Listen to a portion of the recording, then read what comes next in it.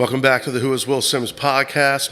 My guest today is Matt Poth, and he's a local musician, writer, singer-songwriter, and we're going to get into it today with some of your music. How you doing, man? I'm doing all right on this lovely rainy day. Yeah, it's nasty out today. So yeah, man, I've been listening to the EP. I gave it like a really good, there's the 3 songs on there, and then I also listened to a couple of the other ones that are online, man, and really good stuff. Sounds like kind of like elements of hard rock. There's kind of like some stuff I think is a little more like experimental sounding.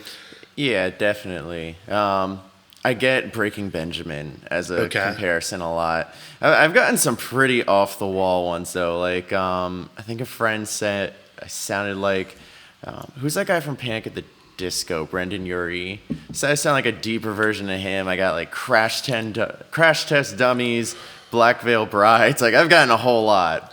Yeah, man. It's always interesting hearing people comparing you to other musicians, because sometimes I'm like, okay, cool, like that's neat. Yeah. And then other times I'm like, I don't hear that at all. But I was like really curious about where you recorded. I did look on the song credits. I guess you recorded with Josiah. Yeah. Yep. Yeah. I was hearing some like Tears of Mars elements in there, and I was like, all right, cool. Like he definitely added like some atmosphere and some cool layers to it that I think really helped the song. They're like very interesting songs too. It's never like, okay, here comes the chorus, it's going to be the same. Here comes this part. It just, the songs build and have a lot of like depth to them, which I think is really cool. And you sound great too. Your voice. Thank you. Thank you. I don't know what being in the studio is like for you, but I know like for me, sometimes I go in and I'm like, I'm not really sure about how I'm going to sing it or what I'm going to do, but I know that like sometimes you get to those points where you're just like, yeah, like that was it. And I was there was definitely some moments like that where I was listening. I was like, dude, that sounded great right there. Thank you. Hit go to those high notes, and I'm like, yeah.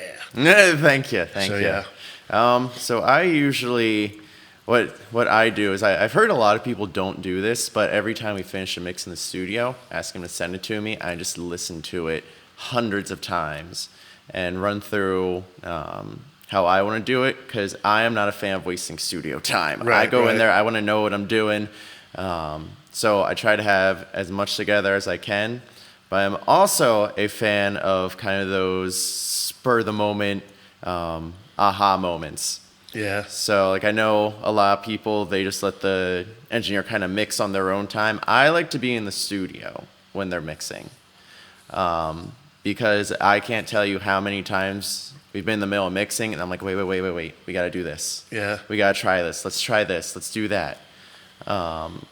Yeah, I like that element. Like I've done a couple studios where I'll go in and record stuff, and then I'll like leave for a week, and I'll come back and they'll play me a bunch of stuff I did, and like sometimes I'm like, oh wow, like I like what you did there. I wasn't expecting that. And sometimes I'm like, I don't like where you're going in the direction with this one. Like I kind of want to go back to how I originally was thinking, you know.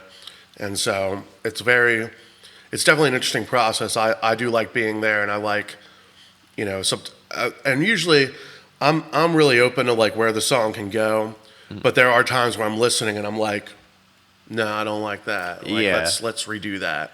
I can do that. I can do that better, or like I'm hearing like a better thing that we could do. Like, so. Yeah, Josiah's my co-writer as well as producer. Nice. And there have been times where, so I usually start with like the vocals and the lyrics, and then he writes instrumentals to them.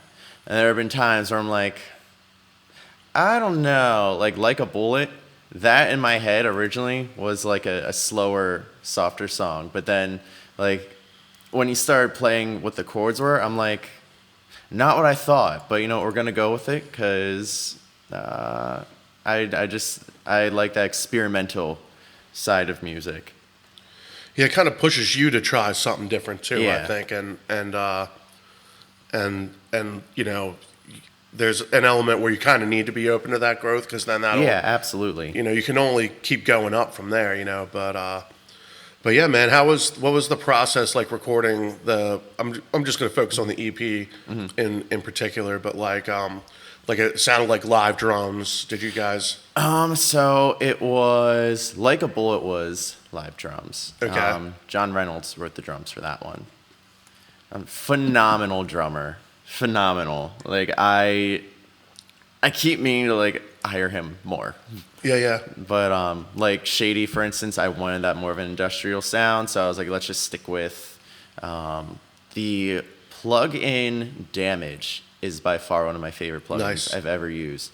Great cinematic and industrial sounds. But I think as far as the process, Like a Bullet was definitely the most interesting because that one was recorded during the Canada fires. Cool. So remember when all that ash came over, and I kind of walked outside. I was like, "Why is the air spicy?" Yeah. And That was rough weeks. Rough few weeks. so both vocal sessions were during when that ash was here. So I was not at the top of my game. I honestly don't know how I pulled off the apart. Like I don't know. Like that was luck. Like that was pure luck. Because what actually happened was the verses were recorded in one session, and then the verses were recorded in one session. The choruses were recorded in a second one, because during that first session was when Ash first came over. And I was like, there's no way I'm doing those choruses right now. So then we rescheduled. Ash went away. The day we rescheduled, the Ash came back. Oh, yeah. And I'm like, you know what? We're just going to do it. Whatever happens, happens. And it turned out pretty good. I can guarantee you I'm not singing it that high live. Yeah. That was cool to do on a recording, but live, like, I'm going to have to take that down I have a little few bit. songs that are like that where I'm like, Yeah. I was a little too ambitious in the studio. I was like, why did I do that to myself? Yeah. But yeah, man, it sounds good. And then I'm guessing Josiah did a lot of the guitars and the bass and stuff and other effects. Yeah, there are some parts that I played keyboard a little bit. I used to play by ear when I was like 7. I was a badass when I was 7. Like, I'm like, what happened? Is this the same brain? But yeah, so I play some of the parts. Like, I'll write it using MIDI software. And then I'll either play it again in the studio, or I'll just... Well, now I can actually send in the MIDI file. There's an app I use called BandLab. And Nice. You can do that. You can write it at home, just save the track as a MIDI file, send it out. So I'm going to be experimenting with that a little bit. Nice. But yeah, like any synth or string part, it's probably me that wrote it. That's cool. Sometimes with other parts, I would kind of like hum it just to give an idea of what I wanted. But yeah, he wrote most of the instrumentals. Yeah, I've been messing around with some MIDI stuff lately too. I got Ableton Live, and Oh, nice. it's got a ton of stuff in it, and I mostly use it as like a writing tool. Like, okay, let me hear how this guitar sounds when there's drums, some kind of drum Yeah. beat behind it. But at the end of the day, like if I can get a live drummer in, I want to do that. Or if I think, kind of like you do with the other songs. Sometimes an electronic kit or like that kind of stuff sounds good and works on the song. It just fits the vibe better. So when did you first start playing? Well, actually, let's go back. What are like some of the first records you listened to? I don't know how old you are, but like when I was a kid, I still had like CDs and stuff. I don't know if you had albums and stuff that. Yeah, so I'm 30. Okay, so you're only a few years younger than me. Yeah, by the time I got into music, like CDs were like on the rise, so to speak. We were just getting out of cassettes. Let's see, what were the first musicians I liked? I grew up on like Melissa Etheridge, Alanis Morissette, Nice. Matchbox 20. Yeah, that kind of stuff. That's my realm too. Yeah, and then Evanescence was my gateway drug to like heavier stuff. Yeah, Big time fan of them. And then the Pretty Reckless.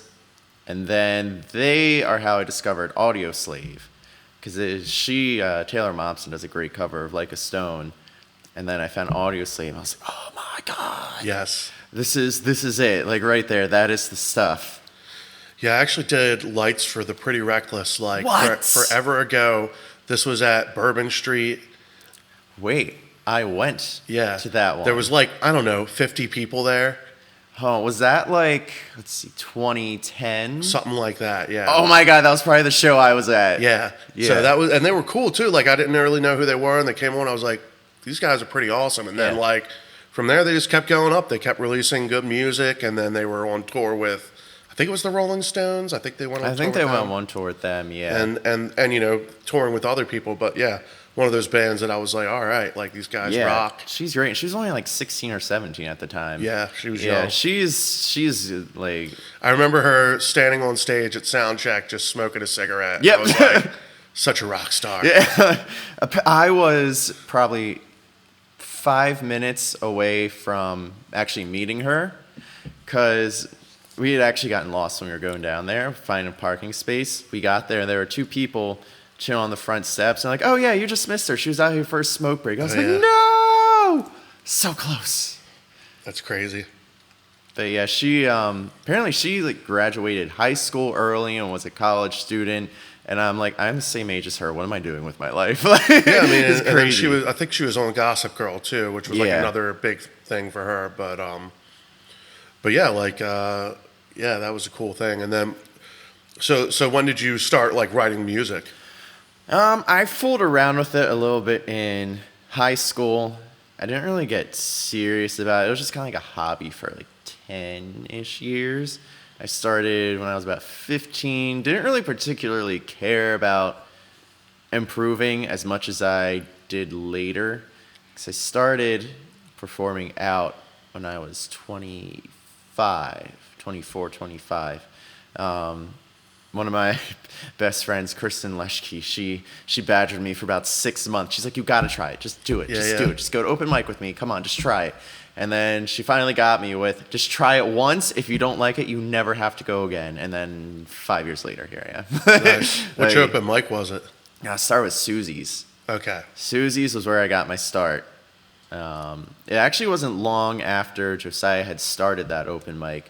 So I've been there from pretty much the beginning. I've seen all the ups, the downs. It definitely had an awkward teenage phase in there. Yeah. I always meant to go up there and check it out, and then by the time I was like ready to do it, they were kind of. Yeah. Oh I think my the gosh. owners had bought the place. Someone new had bought the place, and it Yeah, was Das changing Beer up Hall. hands. Yeah. Oh my gosh. But that open mic, man, that was like, that just opened up like so many life-changing doors for me in general. I was so sad when I found out that it got sold and that Das Beer Hall wasn't picking it back up. Yeah. I saw that. I used to go to that Sean Boland's one a lot, though. That was Yeah. another one, though. And then my friend Dan, Dan Houts, he used to host one at like the pizza shop that's right there on Main Street too. It's like right on the corner. Oh, really? I can't remember what it was called. Yeah, he had one. He would do it like Huh. I think it was like every other week, and it was like on a Tuesday night or something. Wow. You know, now he does the one. It's at he does one at Vagabond Sandwich Company. Oh, okay. I keep meaning to go to that one. Yeah, that's a nice one too. I try to share that whenever I can because, you know, Dan's one of those guys. He's given me a lot of opportunities to play, and he's put me in cool. front of a lot of people. And so yeah, if you get a chance, link up with him. Yeah, for sure.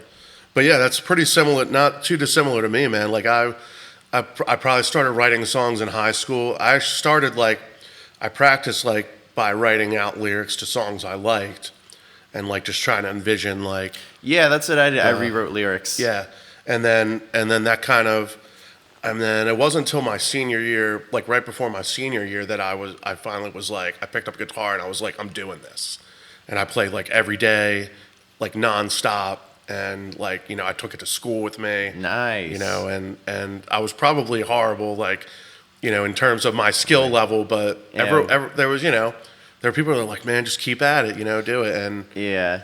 I always like, occasionally I'll be like, thank you to the people who said I was good when I was god awful. Because like if people just started telling me I was awful right off the bat, I didn't really have the same thick skin back then, so I Right. probably would have quit. But Well, yeah. When I joined my first band, I was under the impression I was going to be a guitar player, and then I kind of got voted as the best singer, and I did a few shows, but what kind of happened was people were like, "You got a really good voice, but Yeah, you should go absolutely. take some voice lessons, and that'll get you to like really hone in on like what your strengths are, what your weaknesses are." So I did voice lessons for about a year and a half, and it did help a lot. But the main thing was just being able to do it a lot. Like consistent. when I was able to, like, you know, I played in a cover band. I played in a cover band for like a long time, so that helped, like being able to get Yeah. out and sing for long stretches, like really increase my ability to do it. This 4-hour gigs. Yeah. And I do like a lot of the acoustic gigs and stuff too, which are really fun. But yeah, man. So do you have like any kind of group you're trying to put together to play this stuff live, or you just? I have been trying for years. At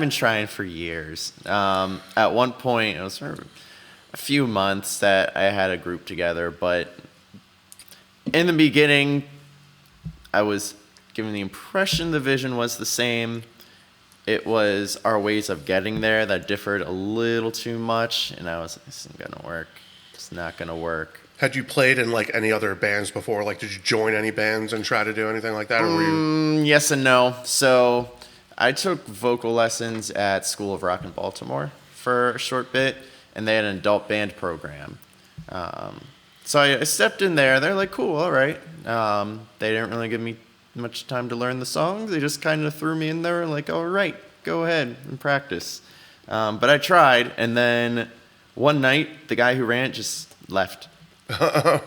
He had like a note behind about how he had some other calling in life, and I'm like, good for him for figuring that out. But at the same time, you left us all high and dry. Yeah. So it was kind of like, well, I guess on to the next thing. But That's rough. I'm trying to find people, man.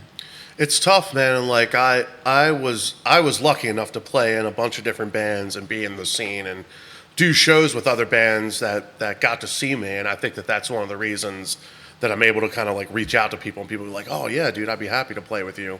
It's really hard to kind of get people invested when it's kind of like out of the blue and stuff. Yeah, and I'm very lucky that I've had a lot of people like say, hey, if you need a stage musician, I'm glad. And I'm like, well, thank you, which I'm probably going to end up doing. Probably just going to keep hiring stage musicians, and then just go from there, and hopefully I meet the right people at the right time. 'Cause that feels like half of the music industry. Right place, right time, right people.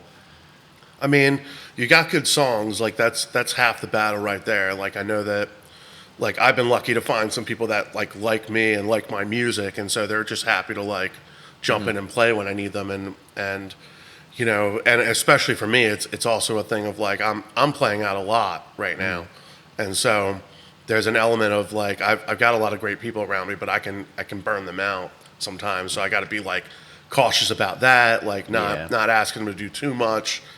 But yeah, I mean, I would think like, hitting up open mics and stuff, like I feel like there's a lot of people out there that are like really just looking for something to do. You know? My problem so far is that a lot of people are interested in playing, but that's where it stops. Yeah. They wanna play. Like, I mean, I don't expect them to like start doing social media stuff. Like, you don't expect them to like fully commit to this, but at the same time, it's like, I need a little help, like maybe some social media stuff here and there. Like maybe, hey, I thought of this guitar riff, like something like that. Not like huge, like, hey, pay for the studio. Like, yeah, exactly. I'm just looking for like a little something, like, That's basically how I handle it. I'm like, hey, like if you got people that want to come, let me know. Like I'll give you the money for those tickets or whatever. Yeah, exactly. And like if you can share the posts and stuff, just help raise some awareness. But I'm never like, and I try to pay my musicians as much as I can. Like, I'm usually pretty upfront. Like, this is just a local gig. We're doing 30 minutes. We're probably not going to get paid anything. Like, versus like I have these other gigs where I am getting paid, and I'll make sure, So it's a line you got to walk, and and then it just comes down to like I'm pretty flexible with how people play my stuff. But like I know in some styles or some song, like some groups, it's like no, like you need to play the stuff right. Like you can't just be noodling around and stuff. Yeah, so there are a few parts where I'm like, okay, you have to get this part right, because like I don't know if you listen to Eat Me Alive. I know it's not on the EP, but like that beginning part, like you have to get that right. Like you can't fudge that. You can't substitute it. Like I feel like that part, it's like, that's how people know the song, like initially. Like they're gonna hear that part and be like, oh, this is Eat Me Alive.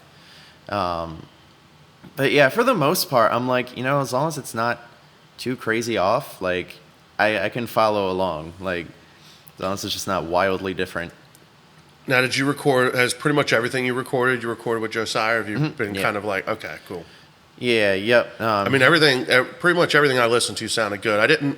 I noticed that I think it's called When I Break. There was like an older version of that, but I didn't Yeah. compare the two or anything. So that one, that When I Break was actually, so Eat Me Alive was his first release. When I Break was the first one that was recorded.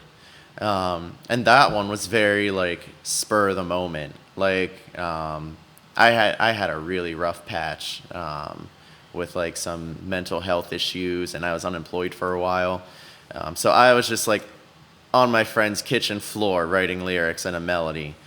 And then I hit Josiah up. I'm like, hey, what you doing? You wanna write some stuff?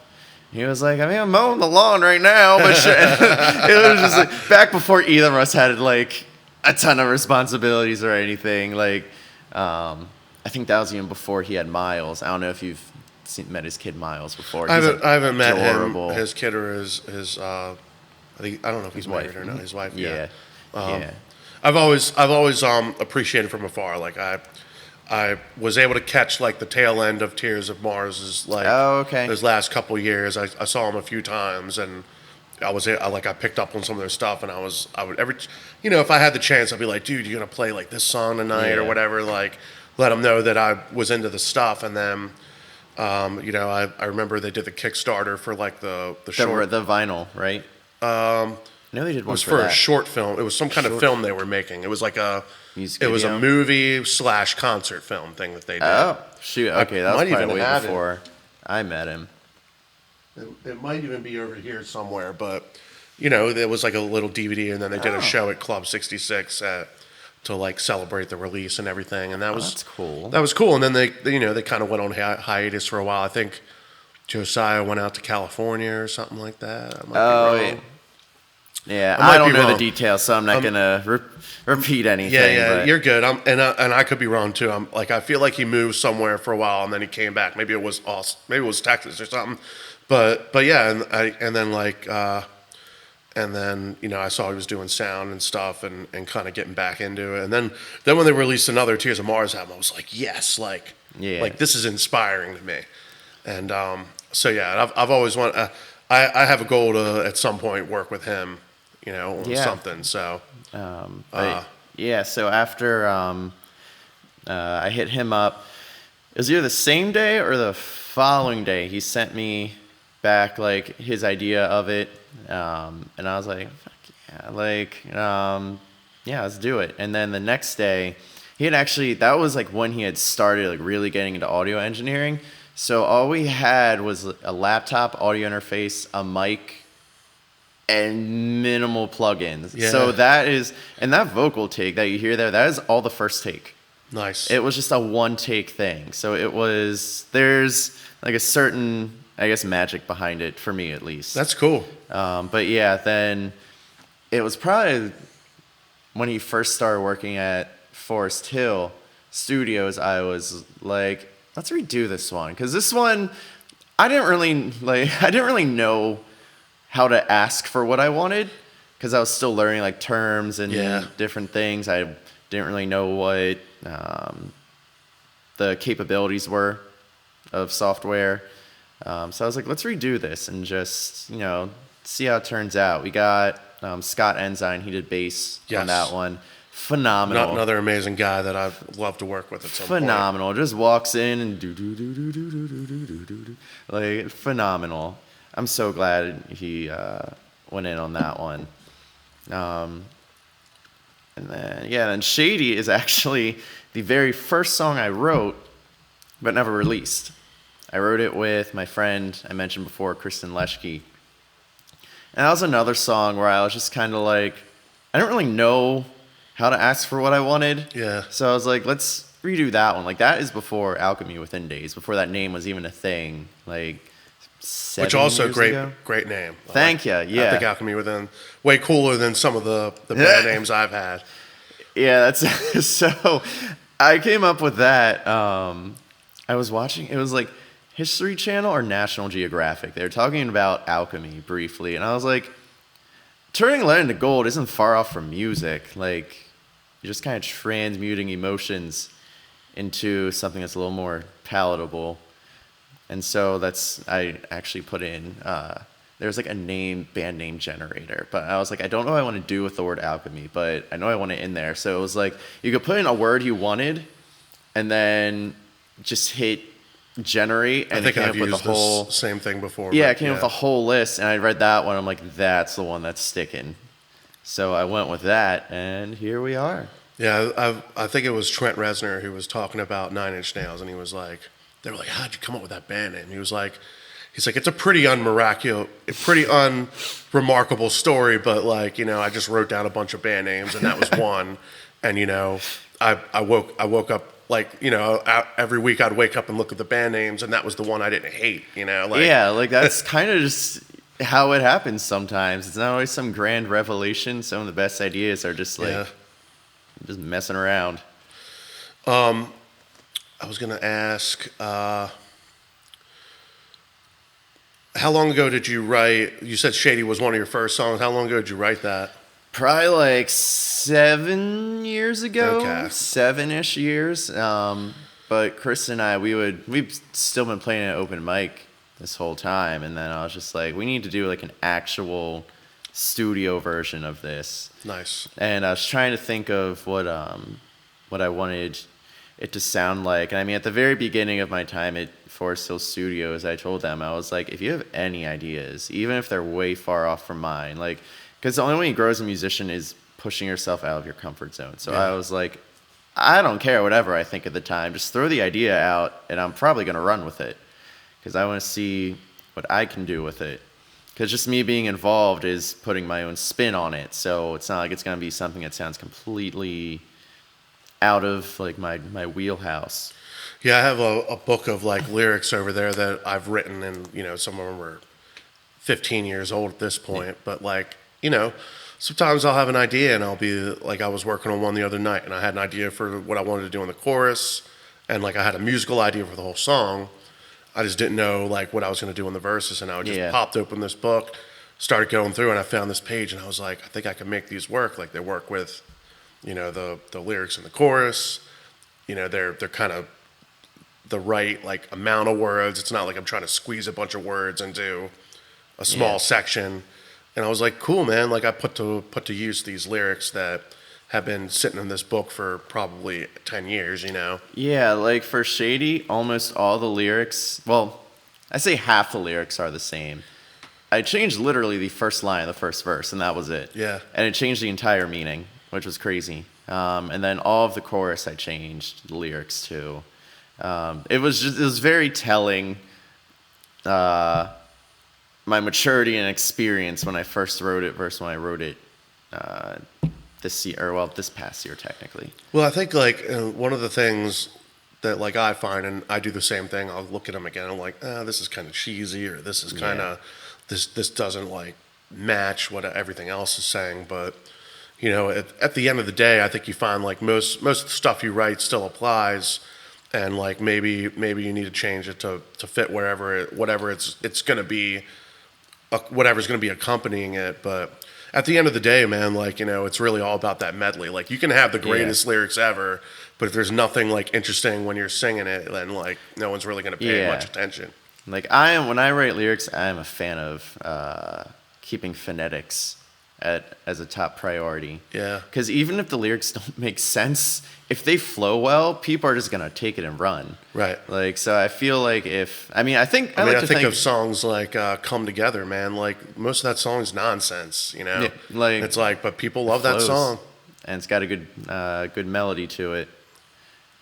But yeah, I'd like to think most of my lyrics make sense. People usually, once they like pay attention to them, they're like, oh, that's actually really cool. I want to do more lyric videos for that reason, because it's like, I know singing and talking are two different things, but it's like, personally for me, it's like, if people can't understand what I'm saying, what was the point of spending hours and hours on those lyrics? Right.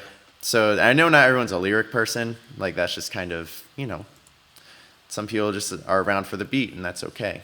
I mean, I'm like that with some bands, man. Mm-hmm. Like generally, I am really into the lyrical part of it, and I want to know what the song's about. But then there's some bands like like Circa Survive is one. I don't know if you're familiar with them. They're kind of A like little, yeah. they're like heavy, but they're very melodic. And I can't tell you how many times I'm listening to them, man, and it just kind of becomes background music, but like in the best way. Like it's definitely like giving me a great feeling and everything, but I couldn't tell you a word that the guy's saying. Yeah, like, some bands, it's just, they just don't like enunciating, or they're not very good at it. Or... Deftones is kind of like that too, man. Like I love their song. I love a lot of their songs, but like I don't really know what the guy's talking about most of the time. Pearl Jam. Yeah, Looking at you. Right.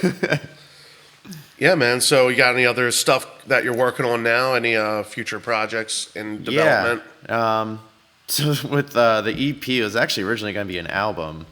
But Josiah's actually left Forest Hill Studios. Yeah, I know that. Yeah, he's just focusing more on being a family guy. Yeah. Okay, I respect it. So now I'm in the process of, Eric Taft, I have sessions scheduled with him. I don't know if you know who he is. Yeah. Yeah, I got a session with him coming up. But I think what I'm going to do now is I'm going to do singles. Because, to me, him and Josiah have very different styles. So I felt like putting songs with Josiah and with Eric in the same album sounded like the transition would have been noticeable. Right. Like, they both got great styles, but they're just different, and I don't think it would sound as cohesive. So I think what I'm going to do is I'm just going to start, just trying to...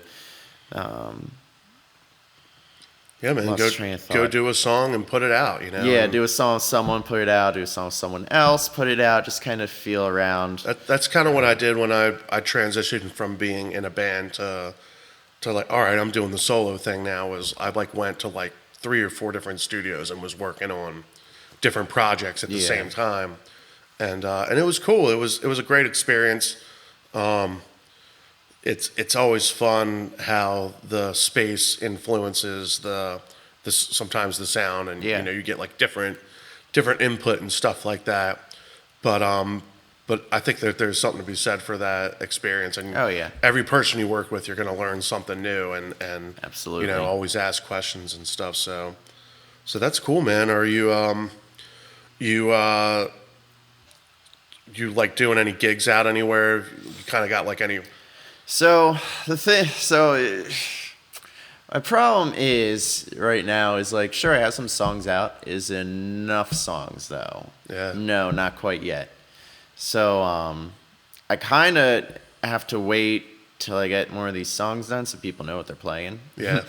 So, because before the plan, I was just gonna knock them out. Now I'm going different places. It's gonna take me a little longer to get those songs out. So I think I'm just going to stick to the dreaded social media. Yeah. Just keep putting them out there, man. And like I said, there's websites like Fiverr and stuff where you can get, content for like reasonable like pricing and stuff. Get like video content, throw it on a video, throw your song on there. Just like different ways you can put it out to people. Yeah, my lyric video for Eat Me Alive, that was done by a guy I found on Fiverr. His name is Yusuf. Yeah. Great guy. He's English is a little spotty, but he does great work. I think he got that to me in like 2 or 3 days. Like, he's awesome. He sent me links to like the stock photo sites that he works with, right. And he let me pick out like the things I wanted to use. Phenomenal editor, just like a cool guy to work with. Yeah, I did one on there, and it was for this song called Sometimes, which I ended up doing like a video for. But I basically, for the video, I had like some old footage of me just kind of like doing like I did a photo shoot one time, and someone took like some videos and like some cool settings and stuff. Oh, okay. So I took that video and I mixed it with, I put it on like this site that has like stock video. It's like almost like a music video generator, but it's all stock video. Oh, okay. And so I was able to make like a video with that, and it's like a cool video. It's visually kind of neat, but like the lyric video seemed so much cooler than me because the guy just put like this war footage behind the lyrics. Yeah. And like, I don't know, like it just works with the song for some reason. I was like, okay, like, So yeah, you can get some really cool stuff out there, man. There's people that are eager to to do this stuff. Yeah, like I do most of the art. I didn't do the lyric video, but all the other art you see, I did. Nice. Yeah, me a year ago thought it'd be a fantastic idea to sign up for Adobe stock photos for a year. Turns out if you try to cancel early, they charge you whatever you didn't use. So I'm racking up the credit. I think I got like 200 some credits now. Finally expires and I'm free middle of this month. So that's an extra 50 a month I'll have. Yeah. But yeah, I got my use out of it. Like I'll just take some photos from there, edit them, and then put it all together. These most recent 3, I always put something like a photo I took or something I drew. These most recent song arts, I actually took a picture of myself and erased everything but the outline. And I don't know if anyone is going to catch this without me telling them, but on the cover of the EP, there's 3 heads. I tried my best to put each head on different art for each song. So like Okay. if you go back, look at the arts, the heads are going to correspond with what's on the EP. Oh, nice. Yeah. So I try to do like Easter egg kind of stuff like that. That's pretty neat. Thank you. Yeah, I usually like a lot of my artwork is kind of photo based, so I try to get like some type of real type of shot to use. But Gotcha. but yeah, a lot of respect for people that do like you do your own art, or like I've had other people that have like designed stuff for me, and it's Thank you. definitely really cool stuff. Cool, man. It seems like you got some cool stuff going on, and I'm loving the music.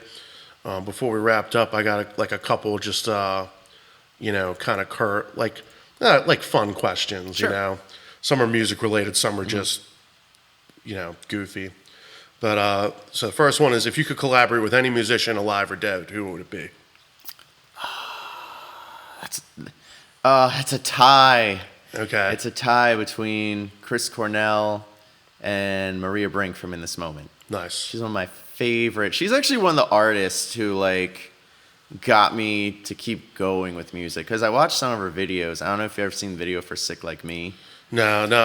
I don't think I've done lights for In This Moment. I think I've been at shows they were at before they got like bigger. Yeah. Sick Like Me, I saw that video. I'm like, we can do weird artsy shit and still like be successful. Like people will still like that. And I was like, oh, fuck yeah. Like let's do this. Cool. Yeah, I there's something to be said for like sometimes I have a song, man. I'm just like, I need like female vocals on like a woman to come in and either sing with me or sing like something against me. Like I think it adds a dynamic to songs. Yeah, that's like, how my next song is going to be, the one I'm going to Nice. be working on with Eric. I got a friend of mine singing part of it. She's fairly new to like the music scene. Her name's Skylar Parker. Nice. I'll send you her stuff. Cool. She's a phenomenal vocalist. She's still getting started. Shout out but to Skylar. yeah, she's great. She's a phenomenal singer. All right, next question. What's an album you could listen to on repeat?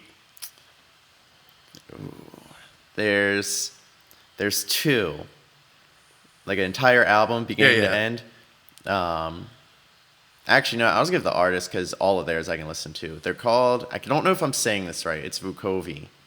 They're not very famous. They're mostly in Europe. I can't even remember how I found them, but they're like, it is a very bizarre mix they got going on. Because it's like, imagine like hard rock, low-key metal instrumentals with like an indie girl singing to it. Yeah. A very angry Scottish woman.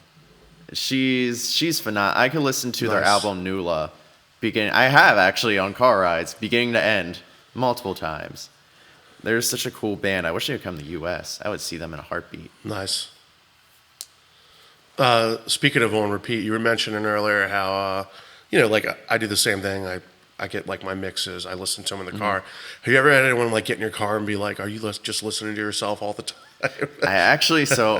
I'm usually not the driver when I go Yeah. places. So Okay, fair enough. People don't they don't have to endure that. What I would usually do is I used to do what's called non-sterile compounding. Long story short, I basically hand make specialty medications. But I was in my own lab, so I would just sit my phone down and put the mix on repeat and listen to it for 8 hours on loop. There it is. Yeah. Yeah, that was how I did it. I can't do that anymore because now I teach. But yeah, that was pretty much it. I think it was either Like a Bullet or Troubled Waters. I racked up. It was 300 times at least I listened to that. Yeah. It was because I would just leave it on loop for 8 hours for a week. Yeah, I'll have it on like what happens is even if I want to listen to someone else, like if I switch it over to like Spotify or something, whenever I get back in my car, it puts that thing back, puts my music back on. I'm like, all right, yeah, sure, I'll listen to this again, you know. But yeah, there was a funny time when I was at work and we were doing a job, so I was driving like a box truck. And we were right by where my car was getting like the windshield replaced. So I was like, Oh, okay. hey, it was with this girl I was working with. Her name was Hannah. Shout out to Hannah. She's awesome. And I was like, hey, if we drive by this place, you mind driving my car back to the shop? She was like, yeah.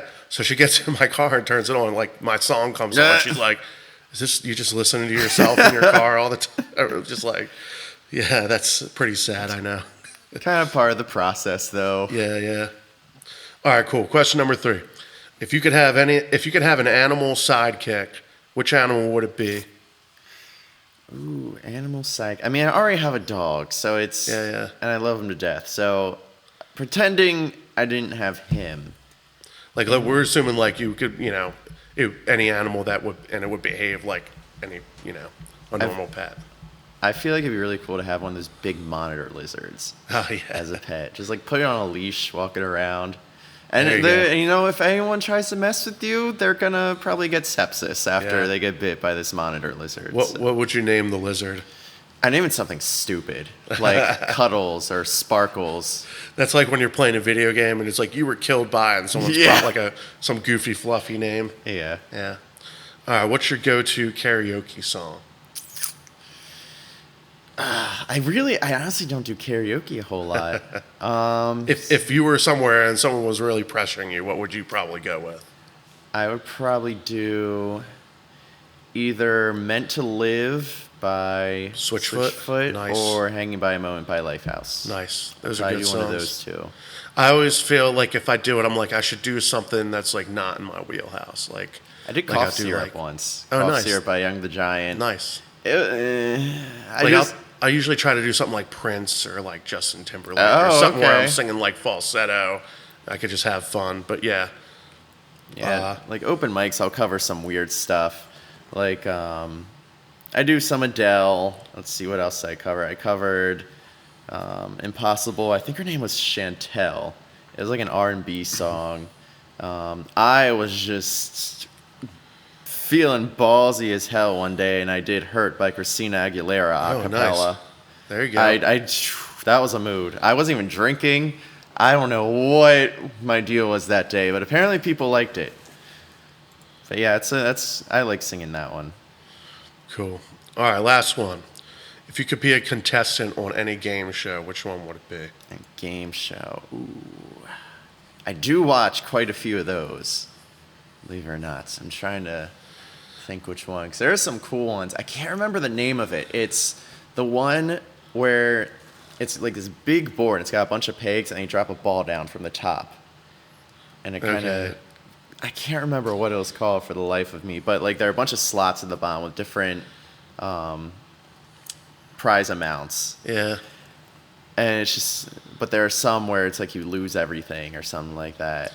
I mean, like sometimes I go out places and they have like deal or Price is Right on, and it's just like it's fun to watch, but it's also just like everyone's so over the top on that Yeah, show. what is that new one coming on? It's like Deal or No Deal Island or Yeah. something Yeah, like there's that. one. It's like a combination of Survivor and Deal or No yeah, Deal. yeah. And I'm just like, and on the commercials, people are just, they're so extra about it. And I'm like, That's like the thing. It's like the combination of reality TV. But I also think of things like there used to be a channel called Spike TV. And there used to be a show, I think it was called like MPX or MFX or something. But it was like just like hundreds of people, and they would be trying to go through these courses And like, there's one where yeah. there was like a bunch of doors and they had to run through the doors, but some of them were like solid. So that you see these people like run full speed and just like run into a door that wasn't going to open. Was it the dubbed one? Yeah, it was always Yeah. dubbed. Oh my and god, everyone's in weird costumes. The hosts were always saying goofy stuff. I remember there was one episode. It was this girl. She's dressed up as a fairy, Right. and there was like this obstacle course over water. And instead of jumping to the next platform, she just like turns suddenly, and into the water Yeah. she goes. And Yeah, I'm like, what? Like, what is even happening? Like, it was, yeah. There are some goofy ones like that, and then I remember watching Ninja Warrior before it was like before there was American Ninja Warrior. I was always like, I'd love to do it, even though I know I probably couldn't get past like the second or third thing. I feel like that show kind of like branched off the original dubbed one. It went into Ninja Warrior, and then what was it, Knockout or Knockoff or something like that? It was like the silly one where it's like people are getting punched by these foam fists coming out of walls. Just right. So cool, man. Well, thank you for doing this, and man, I'll be in touch and try to help. Like, if you have any questions, man, reach out. I'm happy to help. Awesome. Thank you for having me. Nice to meet you too. Well, follow the link in the video to check out Matt Poth's band Alchemy Within.